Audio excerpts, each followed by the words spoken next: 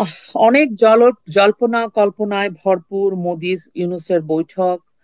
আম, US government, বর্তমান সরকার, Trump এবং আম, আমাদের প্রধান উপদেষ্টা ডক্টর ইউনূসের সাথে সম্পর্ক এবং আমাদের দেশের মানবাধিকারের যে করুণ পরিণত অবস্থা, সেগুলো সার্বিক বিষয় নিয়ে আমরা আজকে আলোচনা করব।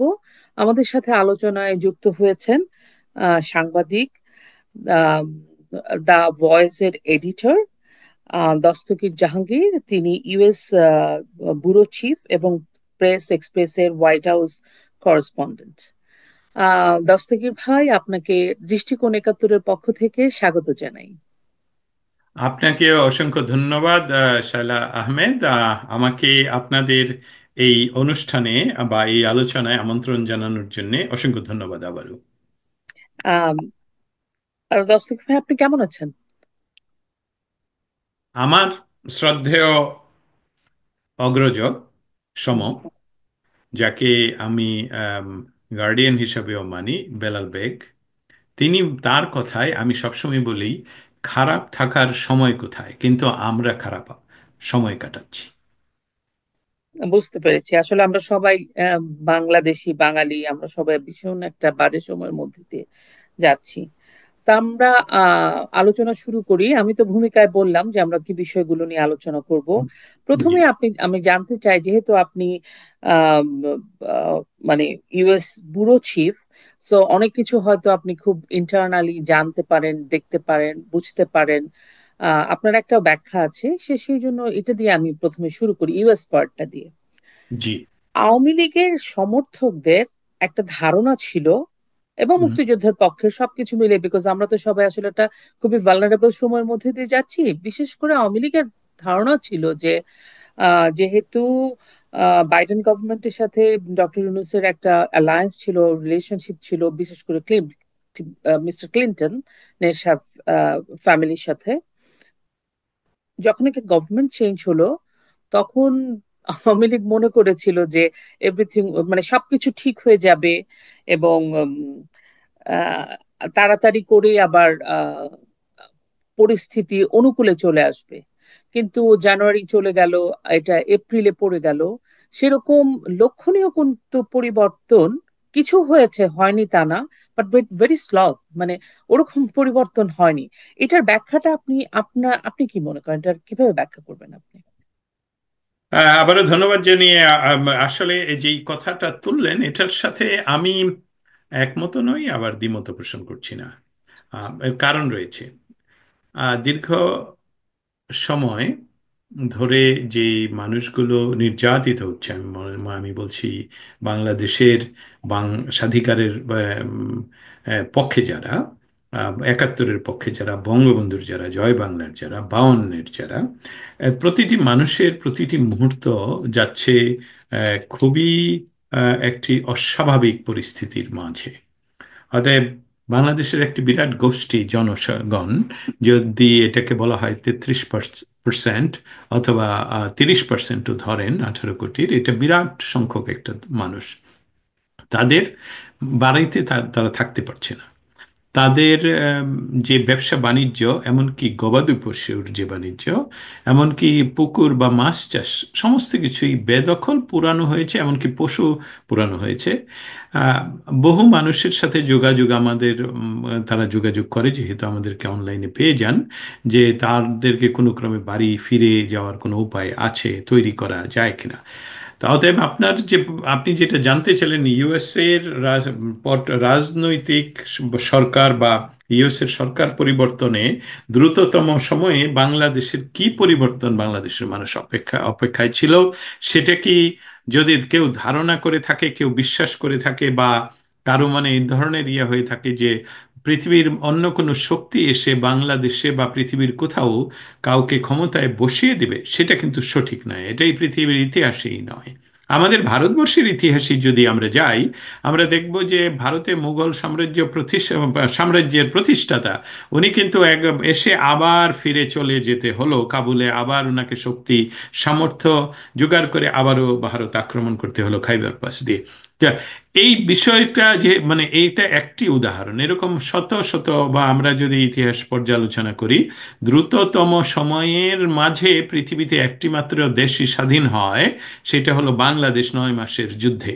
তাহলে 25শে মার্চ থেকে 16ই ডিসেম্বর, এই দিন, এই 9 মাসে যদি প্রতিটি ক্ষণ তারা ব্যবহার না করে থাকেন, আমি প্রতিটি মিনিট বলছি না, প্রতিটি সেকেন্ড বলছি না, প্রতিটি ক্ষণ বাংলাদেশের স্বাধিকারের জন্যে যদি সেই গার্নিশ, সেই নেতৃত্ব যদি ব্যবহার করে না থাকেন, তাহলে তো এই 9 মাসের বিজয় আসতো না।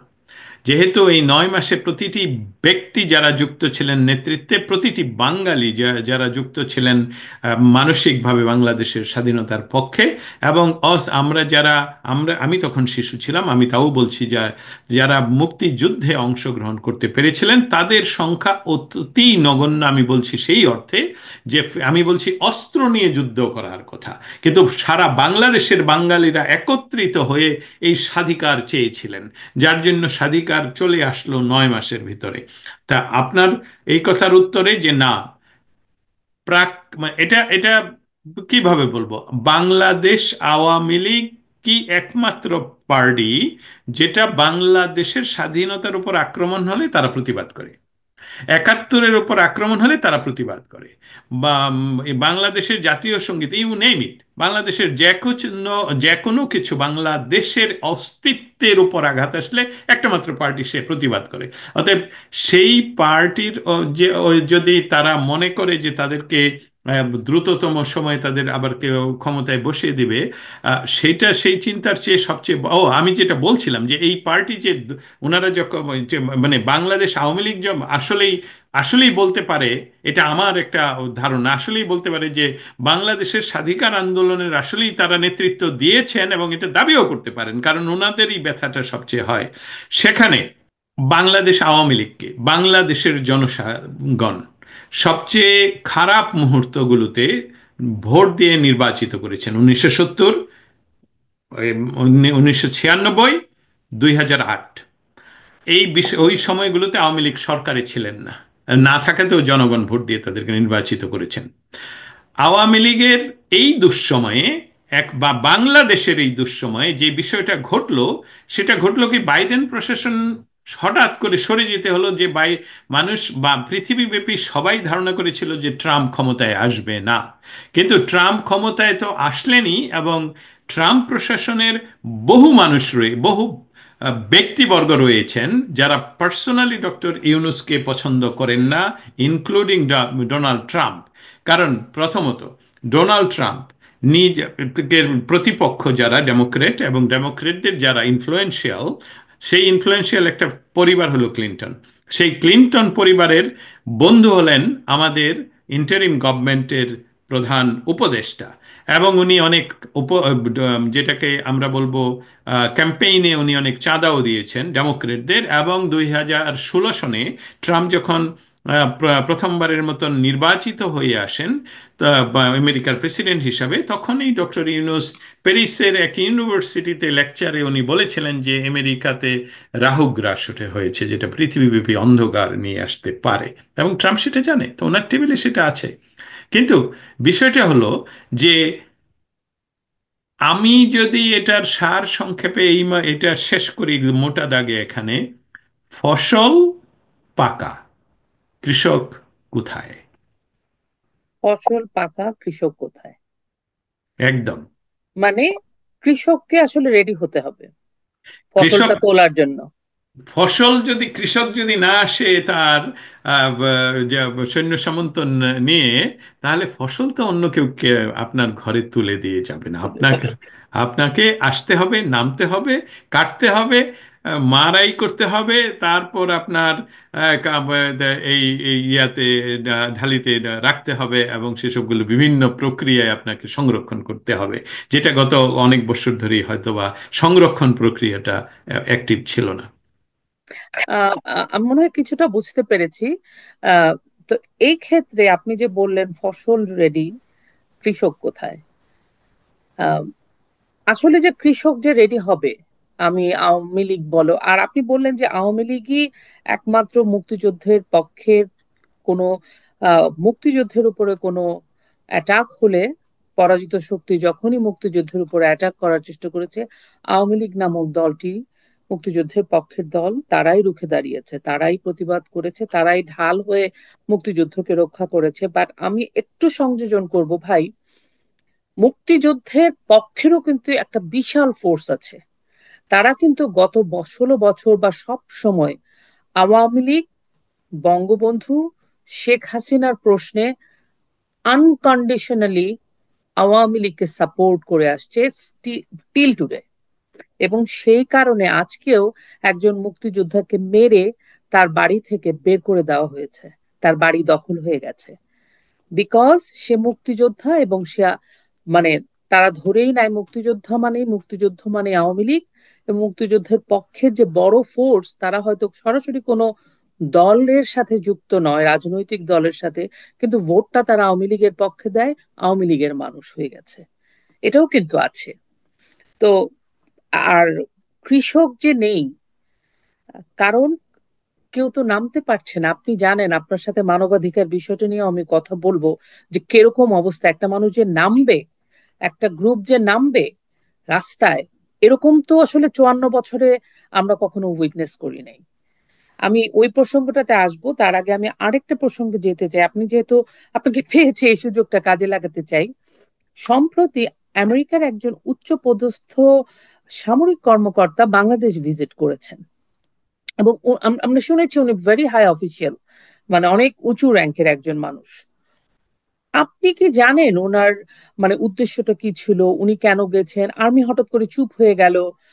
মানে আর্মির উপরেও তো এর মাঝখানে ওই যে সমন্বয়ক একজন অনেক কিছু বললেন, তারপরে একটা ব্যারিস্টার সরাসরি অনেক কথা বললেন আর্মিকে, যেটা আসলে উনি বলতে পারেন না, এটা দেশদ্রোহিতার শামিল। তারপরে আর্মি সেভাবে কোনো পদক্ষেপ নেননি। সেই সময়টাতে উনি গেলেন। আপনি জানেন এটা? আপনি কি আমাদের দর্শকদের জন্য বলবেন, একটু শ্রোতাদের জন্য? Thank you so much. আচ্ছা, আমার আমি প্রথমেই বলে রাখি যে আমার যে বিষয়গুলো নিয়ে আমি প্রতিদিন কাজ করি সেটা হলো diplomacy, politics and policy in in G. The Pacific, এবং এতে যুক্তরাষ্ট্রের ইনফ্লুয়েন্স এবং যুক্তরাষ্ট্র কি চায়। তারপরেও যেহেতু কথাটা আসছে, আমি একটু ফিরে যাই আপনার ওই সংযোজনে। আহ, আমি আমি আমার কথাটা উদাহরণ দিয়ে বলি। আমি যখন কোনো কাজ করছি স্টেট ডিপার্টমেন্টে, হোয়াইট হাউসে, পেন্টাগনে, ইউনাইটেড নেশনসে, জি। আমি কিন্তু বাংলাদেশের মানুষের পক্ষে কথা বলছি। আমি জি। বাংলাদেশের চারটি স্তম্ভের পক্ষে কথা বলছি। জি। ধর্ম নিরপেক্ষ বাংলাদেশের পক্ষে কথা বলছি। জি। কিন্তু আমাকেও ট্যাগ লাগানো হয় আমি আওয়ামী দালাল। আওয়ামী লীগ, হ্যাঁ। বিষয়টাতে আমি এখানে আবারও পরিষ্কার করে আপনার এটা সংযোজনটা যে খুবই প্রযোজ্য সেটা বলছি, যে এই কাজগুলো, এই যে মুক্তিযোদ্ধার কথা উদাহরণ দিলেন, আমি আমার উদাহরণ দিলাম, এই কাজগুলোর এখন যে ফসল তোলে যে রাজনৈতিক শক্তি, সেটা হলো আওয়ামী লীগ। অন্য কেউ যদি এটা তোলে, আমার আর আপনার তো প্রতিবাদ করার কিছু নেই। না। বাংলাদেশের সকল রাজনৈতিক দল দল যদি একত্রিতভাবে 71 প্রশ্নে তাদের কোনো সমস্যা না থাকে, 32 নাম্বার কেউ হাত দিলে যদি তাদেরকে ঘুরিয়ে দেওয়া হয়, যারা হাত দেয়, তাহলে তাদের পক্ষেই তো যাবে আমাদের কাজ। একজন অফকোর্স, অবশ্যই। অতএব এই মুহূর্তে যাদের কাছে অটোমেটিক যাচ্ছে, তারা, তাদের নামটা আমি আমি আর আপনি দুইজনই সুস্পষ্টভাবে কোনো রাগ ঢাক না রেখেই বললাম যে এটা আওয়ামী লীগ। আপনারা আসুন, অন্য দলরা এটা ইয়ে করুন, প্রতিহত করুন। আওয়ামী লীগ রাজনৈতিক দল, বাংলাদেশের স্বাধিকার আন্দোলনের নেতৃত্ব দেওয়া দল, বা একমাত্র দল আমি বলবো। যদিও তখন বঙ্গবন্ধু এই পৃথিবীর বুকে প্রথম এবং এখনো পর্যন্ত শেষ নেতা বা নেতৃত্ব, যার এক ডাকে একটি একটি এরকম হাইব্রিড একটা জাতি একত্রিত হয়ে স্বাধীনতার পক্ষে, হিন্দু, বৌদ্ধ, মুসলমান, খ্রিস্টান, এবং এমনকি আদিবাসী। রাজনৈতিক মতভেদ, মুসলিম লীগের অনেকেও বঙ্গবন্ধুকে সাপোর্ট করে গেছে স্বাধীনতার প্রশ্নে। কিন্তু হ্যাঁ। কিন্তু এইরকম নেতৃত্ব যেহেতু এই মুহূর্তে নাই, একটি মাত্র দলই স্বাধীনতার এই ফসলটা তুলতে পারে। আমাদের কাজ কিন্তু আওয়ামী লীগকে ক্ষমতায় বসানো নয়। আমি I repeat it, Awami League যদি ক্ষমতায় আসলে বাংলাদেশ ভালো থাকে, আমার তো সেই চাওয়াই হবে। এখন অন্যান্য রাজনৈতিক দলরা যদি কাজ করে বাংলাদেশকে ভালো রাখে, ডক্টর ইউনূস, আমি আমি অপ্রাসঙ্গিক হলেও প্রাসঙ্গিক, ডক্টর ইউনূস ক্ষমতায় নেওয়ার সাথে সাথে আমার ফ্রেন্ড যারা, আমার কলিগ ইউরোপিয়ান ইউনিয়নে আছেন, এখানে আছেন, স্টেট ডিপার্টমেন্টে আছেন, তারা বলেন, ও doctor Yunus, he is good person, give him time. আমি বললাম ওকে, আমরা তাকে টাইম দিব, কিন্তু আমি যেহেতু ইন্টারনালি এই ফ্যাব্রিকেশনটা জানি যে এখানে কি ঘটার সম্ভাবনা আছে, যেটা মিথ্যা হয়নি। আমিও ভাবলাম যে ডক্টর ইউনূস গত সরকারের যারা দুর্নীতির সাথে যুক্ত তাদেরকে যদি একচ্ছত্রভাবে বিচার করে, আমার তো সাপোর্ট করাই উচিত, নৈতিক দায়িত্ব আমার সাপোর্ট করা। আর যদি বাংলাদেশের মানুষকে ভালো রাখে এবং আওয়ামী লীগকে, যেটা, যে আওয়ামী লীগ এই যারা দুর্নীতি করেছেন বলা হচ্ছে তাদেরকে মুক্ত আওয়ামী লীগ রাজনীতি করে, তাহলে তো সবাই ডক্টর ইউনূসেরই প্রশংসা করবে। আমি কিন্তু আমরা কি দেখলাম, ইউনূস প্রতিদিনই এসে সেভেন সিস্টার বলেন, অমুক বলেন, তমুক বলেন, যেসবগুলো আসলে সেসব প্রসঙ্গে যাব যে আগে এক সময় শুনতাম গত 16 বছর আওয়ামী লীগ মুক্তিযুদ্ধটাকে ছিনতাই করে নিয়ে গেছে, আওয়ামী লীগের এটা ছিনতাই করে নিয়ে গেছে, আমরা মুক্তিযুদ্ধ ব্যবহার করতে পারি না। তো দর্শকদের বলতে চাই, এখন তো এটা গত 9 মাসে খুবই একটা সুযোগ ছিল, আওয়ামী লীগ নেই, মুক্তিযুদ্ধটাকে ওন করা। কোনো একটা রাজনৈতিক দল কিন্তু ওন করেন নাই, না, তারা কিন্তু কেউ এটাকে প্রোটেক্ট করেন নাই। আমাদের না, সংবিধান, না, আমাদের 32 নাম্বার, আমাদের না, মুক্তিযুদ্ধ, আমাদের না, মুক্তিযোদ্ধা, না, কাউকে না। মুক্তিযোদ্ধারা না, গলার মালা, জুতার গলায় মালায় পড়ে। জি, তো জি। এগুলো তো একদম স্পষ্ট হয়ে গেছে, ডক্টর ইউনূস পরাজিত শক্তিকে রিপ্রেজেন্ট করেন। ডক্টর ইউনূস পরাজিত শক্তিকে রিপ্রেজেন্ট করে প্রমাণ করেছেন যে 71 সনের স্বাধীনতা সংগ্রামে যে ওনার কোনো অংশগ্রহণ নেই। উনি আমেরিকাতে পড়াশোনাকালীন সময়ে ওই 71-এ এইরকম একটা সুযোগ সৃষ্টির উনি পায়তারা করেছিলেন, যে কিভাবে গিয়ে পরবাসী সরকার উনি নিজে গঠন করে ওর প্রধান হয়ে বসতে পারেন। এবং আমি ওনার শিশুকালের একটি গল্প শুনে তো হতবাক হয়ে গেলাম। উনি একটি শিশু ম্যাগাজিন উনি যাতে ফ্রি পান, যে ফার্স্ট হয়েছে তার হুম। ঠিকানা উনি চিঠি লেখেন যে ম্যাগাজিনের এডিটরকে, যে আমি অমুক, এবং আমি ফার্স্ট হয়েছি, এবং আমাকে এটা পাঠান, আমি আগে ওই ঠিকানায় ছিলাম, এখন এই ঠিকানায় থাকি, এটা তার বাপের ঠিকানা। যে এই যে একদম শিশুকালে, শিশুকালে আমরা বহু কিছু করেছি, কিন্তু আমার যেটা মনে পড়ে আমাদের সেই কাল, ওনার ওনার যে কাল, সেখানে এই ধরনের কাজের কথা আমরা কখনো চিন্তাই করতে, শুধুই তো ইটস ভালো কাইন্ড কাজ। Of criminal mind. আমি শব্দটা বলতেও ভয় পাচ্ছিলাম যে এই ধরনের ক্রিমিনাল মাইন্ড যে হবে। তা এইটা এটা তো সেই ছোটকাল থেকে সে বহন করে। আর সাথে সাথে আরেকটা বিষয়, যে ওনার পারিবারিক ঐতিহ্যই হলো লগ্নি ব্যবসা। ওনার পারিবারিকভাবে ওনারা লগ্নি ব্যবসায়ী, এবং আমি ওনার প্রতিবেশীর ইন্টারভিউ নিয়েছি, যেটা ভবিষ্যতে অবশ্যই কাজে লাগাবো। যে তো ওনাদের পারিবারিক ব্যবসায়ীটাই হলো লগ্নি ব্যবসা, এবং সেই লগ্নি ব্যবসাকে উনি ইংলিশে মাইক্রো ক্রেডিট বানিয়ে বিশ্বব্যাপী করে বাংলাদেশের সমস্ত অসহায় নারীদের উপর ভরসা করে উনি আরেকজন নারীকে নিয়ে গিয়ে নোবেল প্রাইজ কিনে নিয়ে আসলেন। সেই নারী কোথায়? ডক্টর ইউনূস। Hello, hello. সেই নারী, আপনার সাথে যে নারী ছিলেন সেই নারী কোথায়? আমরা তো দেখতে চাই ওনার অবস্থানটা কোথায়। কিন্তু আপনাকে সেটাই বলছিলাম যে ইয়েস, ওনার এই এই 7 মাসে উনি প্রমাণ করেছেন যে এই এই বাংলাদেশের পক্ষের মানুষ উনি নন। উনি অবশ্যই বাংলাদেশের পরাজিত শক্তির ইমাম হয়ে কাজ করতে চান, সরাসরি বলছি, ইমাম হয়ে কাজ করতে চান। এখন আমরা ওই প্রসঙ্গে যাই যে এই যে সামরিক একজন কর্মকর্তা উচ্চপদস্থ বাংলাদেশে গেলেন, এবং আমাদের যা আর্মি কাইন্ড অফ একটু কোয়াইটি হয়ে আছে এত ঘটনা ঘটে যাওয়ার পরে, এই ব্যাখ্যাটা আপনি কিভাবে, আপনি যদি আপনি একটু বলেন আমাদের দর্শকদের জন্য আপনার পার্সপেক্টিভটা আমি কিভাবে আমি বুঝবেন? চল আমি এই বিষয়টা বলার আগে একটু চলে যেতে চাই প্রেক্ষাপটটা বোঝানোর জন্য। 1975 সনের একটা ইয়ের পর, অ্যাট্রোসিটির পর, বঙ্গবন্ধুকে সপরিবারে হত্যার পর, 1977 সনের 7ই নভেম্বরের আগের মুহূর্তের পরিস্থিতি, হুম হুম। দেখুন, 75 অগস্ট, নভেম্বর 77, 2 ইয়ার্স প্লাস। হুম হুম। আমরা কিন্তু সেই 2 ইয়ার্স প্লাসের ভেতরে রয়ে গেছি, সেই সময়ের ভেতরে রয়ে গেছি। তখনকার বাংলাদেশের আর্মির ভেতরে যে ক্ষমতার প্রতিদ্বন্দ্বিতা ছিল, জি।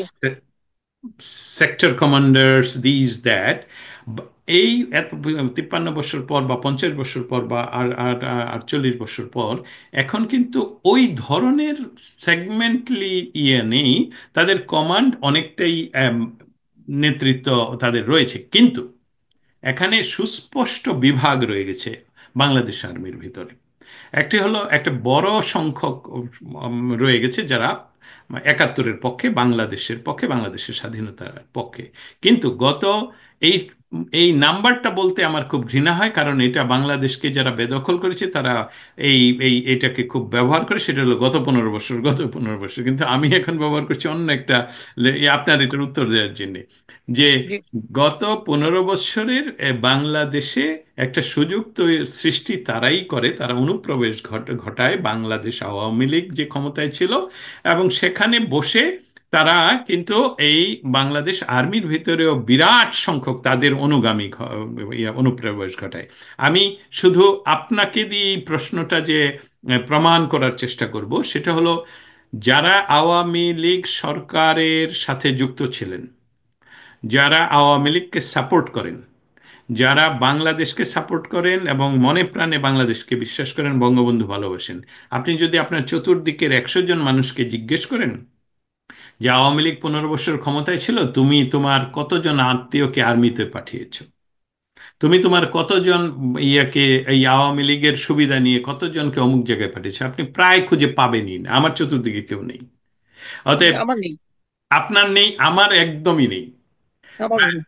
অতএব এই এই যে যদি যেটা পরিকল্পিতভাবে যদি কিছু না করা হয়, পরিকল্পনাটা হলো বাংলাদেশকে রক্ষা করার পরিকল্পনা করে, এই জন্যে তারা এটা হয়ে আর্মির ভিতরে আরেকটা বিরাট সংখ্যক, বিরাট একটা পোর্শন আছে যেটা যারা আসলে ইসলামকে, এবং আমি বলি খেলাফতের যে শব্দ আসে, কখনোই কোনো একটা বিরাট শক্তি আপনার পিছনে যদি না দাঁড়ায়, আপনি শক্তি, সততা একটা বিরাট শক্তি, সৎ মানুষ অনেক শক্তিশালী হয়। আমরা সৎ বলেই আমরা সুস্পষ্ট কথা বলতে পারি, সৎ বলেই বলতে পারি যে আমি নিরপেক্ষ নই, আমি বাংলাদেশের পক্ষে। হ্যাঁ, অতএব সেখানে কিছু মানুষ, মানে বিরাট একটা দল, আর্মির বা বা আপনি মিলিটারি বলেন বা অন্যান্য প্রশাসন, পুলিশ সহ রয়ে গেছে। এখানে একটা প্রশ্ন আমার জাস্ট খুবই আগ্রহ নিয়ে হচ্ছে তাই বলছি। আপনি যেটা বলেন গত 15 বছর রিক্রুটমেন্ট হয় নাই, সবই ঠিক আছে, কিন্তু আর রিক্রুটমেন্ট হয়েছে, কিন্তু আমরা আমরা আমাদের পক্ষের না। কিন্তু আপনি দেখেন 2001, মানে আপনি যে আর্মি অফিসারও তো একটা র্যাঙ্ক হয়ে হয়ে হয়ে হয়ে তারা যায়। কিন্তু আপনি যদি 2001 থেকে আহ কত 2006, রাইট, পর্যন্ত, 2 3 4 5 6, হ্যাঁ, তো যখন নাকি খালেদা জিয়ার সরকার ছিল, তার আগে খালেদা জিয়ার সরকার ছিল, তো ওই সময়গুলার রিক্রুটমেন্ট ওরাই তো মোস্টলি মেজরিটি, এবং তাদের তো একটা ইনফ্লুয়েন্স ছিল কিন্তু এই পরিবারটার, যে তারা আর্মি ইনফ্লুয়েন্সড বাই আর্মি। তো ওদের তো অনেক রিক্রুটমেন্ট হয়েছে এবং তারা কিন্তু আস্তে আস্তে এই পজিশন গুলোতে ধীরে ধীরে প্রমোটেড হয়ে হয়ে আসছে। আমরা কিন্তু ওই জিনিসগুলোকে একদম 15 বছর 15 বছর আমরা রিক্রুটমেন্ট নিয়ে ভাবি। একটা আপ- লোককে, ক্যাপ্টেনকে 15 বছর রিক্রুট আগে 15 বছর আগেও যদি শুরু করা হয়, তারপরে সে প্রমোটেড হয়ে কত দূর উঠবে। কিন্তু একটা কর্নেল, একটা বড় বড় উচ্চ পদস্থ, তারা তো আসলে ওই ঘরানারই হওয়ার কথা না অনু- বেশিরভাগ।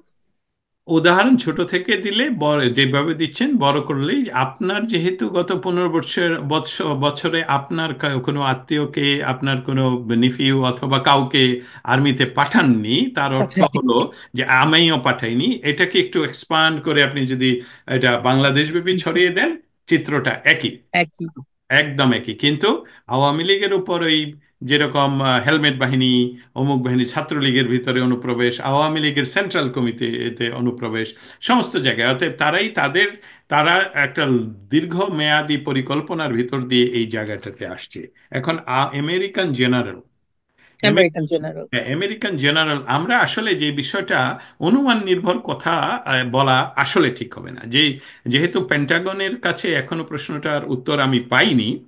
জি। তবে শুধু এত আপনার প্রশ্নের উত্তরে আমি বলে যেতে চাই যে বাংলাদেশের আর্মির একটা বিশেষ সমস্যা তৈরি হয়েছে।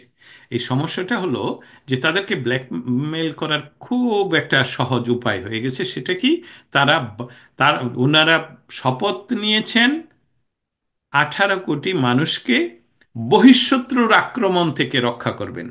কিন্তু ওনারা আসলে কেয়ার করছেন শান্তি রক্ষা করার জন্যে জাতিসংঘের মাধ্যমে ওনার চাকরি বজায় রাখতে চাকরি বাকরি। ভলকার তুর্ক এই বিষয়ে সরাসরি একদম, ও আমি আমি যেরকম ওপেন কথা বলছি, উনি ওই পোস্টে বসে, আমি একজন সাংবাদিক, আমার কথাই বলতে হবে স্পষ্ট এবং সুস্পষ্ট, কিন্তু উনি বাংলাদেশ আর্মিকে সম্পূর্ণ আন্তর্জাতিক রীতি নীতি আইন লঙ্ঘন করে ফোন করেছেন, উনি নিজে বলেছেন। অতএব বাংলাদেশ আর্মির যদি, আমি শব্দটাকে বলবো গার্ডস, এটা চেয়ে অন্যভাবে বলি, যে বাংলাদেশ আর্মি যদি এই এই ব্ল্যাকমেইলিংটা অস্বীকার করতেন, যে আমরা বাংলাদেশের ক্ষমতাসীন ইয়ে নয়, বাংলাদেশে একটি নির্বাচিত সরকার রয়েছে, বাংলাদেশের মানুষকে শান্তি রক্ষার জন্য আমরা কাজ করব, যেমন অন্য দেশে গিয়ে আমরা শান্তি রক্ষা করি। অতএব হ্যালো মিস্টার ভলকার তুর্ক, আমাদের আপনার ভাষা যেহেতু অস্ট্রিয়ান, যেটা জার্মান অপভ্রংশ, আপনার আমাদের ইন্টারপ্রেট করার মতন লোককে নিয়ে একটি এবং উনি বলুক আপনার ভাষায়, যেটা আমরা পারবো না, আমরা আমরা আমরা আমাদের দেশের মানুষের বিরুদ্ধে যেতে পারবো না, কারণ দেশ, হ্যাঁ, একটি রাজনৈতিক দলকে ক্ষমতাচ্যুত করতে আরেকটা রাজনৈতিক দল তো প্রতিযোগিতা করবেই, এটাই স্বাভাবিক, কিন্তু সেটা তো ম্যানিফেস্টো থাকতে হবে, সেটার ডিক্লারেশন থাকতে হবে, সেটা তো মিসলিডিং করা যাবে না। সেটা যে বাংলাদেশে কোনো কোটা ছিল না, আমি বহু বললাম যে আমার বন্ধুরা, তোমরা যারা লাল বাহিনী হয়ে যাচ্ছ, আপনাদের যে আপনারা জেনে জেনে শুনে গিয়ে ইয়া মিথ্যা বলছেন যে ইয়া কোটা কোটা নাই, কোটার কোটা কোনো আন্দোলন না, এটা যাবে। হ্যাঁ, শেখ হাসিনা, শেখ হাসিনার বিরুদ্ধে আন্দোলন করবেন, আমি শেখ হাসিনার যদি পক্ষে আন্দোলন করি, আপনারা বিপক্ষে করবেন, কিন্তু আমি তো রাজনীতিবিদ না। আপনারা করবেন শেখ হাসিনাকে রাজনৈতিকভাবে পরাজিত করতে, তাহলে আশ্রয় নিচ্ছেন ইয়ের কেন, ফ্রডের আশ্রয় নিচ্ছেন কেন, এবং আমাদের সে এই কোমলমতি ছাত্রদেরকে উপর বন্দুক রাখছেন কেন? এবং তাই কিন্তু ঘটলো। অতএব এই আর্মি যে একটা বিপদে রয়েছেন, সেটারই সুযোগ পৃথিবীর সকলেই নেবে। আমি একটা উদাহরণ দেব, আমি মনে করছি যে উদাহরণটা আসলে সুন্দর নয়, কিন্তু এই মুহূর্তে মনে পড়ছে না। আহ, আমি আপনার কাছে ক্ষমা চেয়ে ওই উদাহরণটা দেব। বাংলাদেশে যদি কোনো পরিবারে সুন্দরী মেয়ে থাকে, তাহলে সকলেই ডিস্টার্ব করতে চায় চতুর্দিক থেকে। এখন বাংলাদেশ আর্মির হয়েছে এই অবস্থা, তারা বাংলাদেশে বসে বাংলাদেশের 53 ইয়ার্স এর ইতিহাসে প্রতিরক্ষা, বাংলাদেশকে বহিঃশত্রুর কোনো আক্রমণ থেকে রক্ষা করেননি, কারণ আমরা কারোর সাথে যুদ্ধ করতেও যাইনি, কেউ আমাদের সাথে যুদ্ধ করতে দয়া পরবশ হয়ে আসেননি। কিন্তু ওনারা যেটা করেছেন, প্রেসিডেন্ট হত্যা করেছেন, প্রেসিডেন্টকে ক্ষমতায় বসিয়েছেন, আবার হত্যা করেছেন, আবার নিজেদের মধ্যে হত্যা বিঘ্ন ঘটিয়েছেন। এছাড়া ওনারা অন্য কিছু করেননি। অতএব যে বিষয়টা ওনারা এই মুহূর্তে করলেন, সেটা হলো ভলকার তুর্কের কথায়, ভলকার তুর্ক উনি স্বীকার করেছেন এখানে আরো অনেক অনেক বড় বড় প্লেয়ার রয়েছে, সেই সকল প্লেয়াররা হয়তো বা আমার কথা শুনে চিন্তা করবে যে এর কোন দুঃসাহসী আমাদের কথাও বলতে চায়, কিন্তু আমাদের কথা বলা তো উচিত। এবং সেটারই একটা অংশ হিসাবে বাংলাদেশ আর্মির সাথে, যেরকম পাকিস্তানি আর্মিরা কেন বাংলাদেশে, এটাও, আর পাকিস্তানি আর্মির ইন্টেলিজেন্স কেন বাংলাদেশে, এবং প্যারাট্রুপার ট্রেনিং কেন চলছে সিলেটে বা চট্টগ্রাম হিল ট্রেক্সে, সেসবগুলো যেমন আমি জানি, এরকম বিভিন্ন সংস্থার আর্মিরা জানে। অতএব ইন্দো প্যাসিফিক জোনে আমেরিকান ইন্টারেস্ট কোনো ধরনের ব্যাঘাত ঘটবে, এটা কিন্তু আমেরিকার জন্য মাথা ব্যথা। এটার মাথা ব্যথার ইংলিশটা আমেরিকা যেটা বা বলে, সেটাকে বলে আওয়ার কনসার্ন। কনসার্ন। যখন তাদের কনসার্ন হয়, তখন তারা যায় জিরো টলারেন্সে। এবং জিরো টলারেন্স মানে president of Nicaragua, president of Panama, we remember everything, যে আমাদের জানতে হবে আমেরিকার যখন মাথা ব্যথা হয়, তখন আমেরিকা সেই মাথা ব্যথাতে সম্পূর্ণ জিরো টলারেন্স যায়। অতএব ডক্টর ইউনুস দৌড়ে গেলেন চায়না, চায়না গিয়ে, হ্যাঁ, নীতিগতভাবে ওয়ান চায়না পলিসি, কিন্তু আমেরিকাও বলে ওয়ান চায়না পলিসি, আমেরিকা বলে ওয়ান চায়না পলিসি, তাইওয়ান হলো মেইন চায়না। এবং আমাদের ইউনুস বলে চায়না আপনার যে ইয়াতে বেইজিং বা পেকিং, কোথায় যে কোনো জায়গায় হোক, উনি চাইনিজ প্রেসিডেন্টের সাথে যখন ওয়ান চায়না পলিসি ইয়ে করেন, সাপোর্ট করেন, এবং দ্বিপাক্ষিক ঘোষণায় যখন এটা আসে, আমেরিকার কিন্তু কনসার্ন হবে। মনে রাখবেন, আমেরিকার কনসার্ন হলে কিন্তু ওনাদের অন্য দেশের প্রেসিডেন্ট উঠায় নিয়ে আসার ইতিহাস রয়েছে, কারণ দিস ইজ আমেরিকান সিকিউরিটির কনসার্ন। এবং Tulsi Gabbard is not only a person, Tulsi Gabbard হলেন আমেরিকান ইন্টেলিজেন্স এর ডিরেক্টর, ন্যাশনাল ইন্টেলিজেন্সের, এবং ওনার আন্ডারে 18টা সংস্থা কাজ করছেন। তা সেই সকল তথ্য উনি বিশ্লেষণ করে প্রতিদিন সকালবেলা প্রেসিডেন্টকে সবার আগে এই বিষয়গুলো উনি তুলে ধরেন। অতএব উনি যখন বলেন বাংলাদেশে খিলাফত আন্দোলন হচ্ছে, খিলাফত প্রতিষ্ঠার, এটা কিন্তু উনার একক কথা নয়, এটা আমেরিকার কথা। অতএব দিস ইজ এ কনসার্ন, এই কনসার্নের জন্যই জেনারেলরা বাংলাদেশে গিয়েছিলেন। এবং সেখানে ওনারা ব্ল্যাকমেল হলেন না ওনারা স্তম্ভিত হয়ে পড়লেন? আসলে আমাদের বাংলাদেশের যেহেতু আপনারা নিজেদেরকে নিজেরাই বলেন দেশপ্রেমী সশস্ত্র বাহিনী, অতএব দেশপ্রেমের উদাহরণ গত 7 মাসে আমরা দেখতে পাইনি। 32 নাম্বার ভেঙে ফেলেছে, আপনাদেরকে সেখানে দেখা যায়নি। 32 নাম্বারই আপনাদেরকে আপনাদেরকে 32 নাম্বারের মাধ্যমেই প্রতিষ্ঠিত করা হয়েছে। 32 নাম্বার থেকেই এসেছিল স্বাধীনতার ঘোষণা, এবং সেই 32 নাম্বারেই বসবাস করতেন বাঙালি জাতির মহানায়ক। অনেক ধন্যবাদ দস্তগীর ভাই, আপনি এতটা সময় আমাদেরকে দিলেন। আমরা দৃষ্টিকোণ একাত্তরের পক্ষ থেকে কৃতজ্ঞতা জানাই। আমরা আশা করি খুব শীঘ্রই আপনার সাথে আরো আরো কথা হবে। আমাদের দর্শকরা আপনাকে শুনতে চায়, আপনাদের কথা শুনতে চায়। শুধু দর্শক শ্রোতা, আশা করি আজকে আমাদের অতিথির কথা আপনাদের ভালো লেগেছে। এবং চলুন আমরা আমাদের দেশটাকে ভালোবাসি, আমরা আমাদের প্রতিবেশীকে ভালোবাসি। বিশেষ করে আমি বলবো আমার মুসলিম ধর্মাবলম্বী ছাড়া অন্য অন্য সম্প্রদায়ের সকল ভাই বোনদের মিলেমিশে আমরা একসাথে থাকি। এবং আমরা যেন আমাদের পরিবারের কন্যা শিশুটির দিকে খেয়াল রাখি। বাংলাদেশের অবস্থা ভীষণ খারাপ, আমাদেরকে ঐক্যবদ্ধ হতে হবে মুক্তিযুদ্ধের প্রশ্নে, এবং আমরা অবিচল থাকি। আপনারা ভালো থাকবেন। আবারও কথা হবে অন্য কোনো অতিথির সাথে। জয় বাংলা, জয় বঙ্গবন্ধু।